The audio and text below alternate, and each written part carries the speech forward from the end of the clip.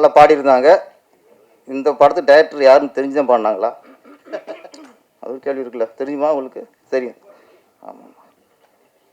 சின்ன படங்கள் இந்த மாதிரி படங்கள்லாம் ஒரு படத்தை முடித்து ரிலீஸ் பண்ணுறதே பெரிய விஷயமா இருக்குது. வியாபாரமாகிறதே பெரிய விஷயமா இருக்குது. இந்த நேரத்தில் அந்த படத்தை டேமேஜ் பண்ணுற மாதிரி, அந்த வியாபாரத்தை டேமேஜ் பண்ணுற மாதிரி, ஆமாம், அது ரொம்ப வருத்தமாக இருக்கும்.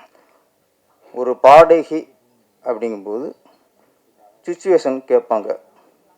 இந்த சுச்சுவேஷன் பாட மாட்டேன்னா ஓகே, வரிகள் நல்லா இல்லை, வார்த்தை நல்லா இல்லை அப்படின்னா படிக்கும்போது தெரிஞ்சுவோம்ல, அவாய்ட் பண்ணிடலாம். இல்லை தெரியாமல் பாடிட்டேன், பொருள் தெரியாமல் பாடிட்டேன் அப்படின்னு சொல்லலாம். ஆனால் ஒரு படத்துக்கு கேப்டன், இயக்குனர், அவன் தான் முழுமையானவன். படத்தை உருவாக்குறவங்க இயக்குனர் தான்.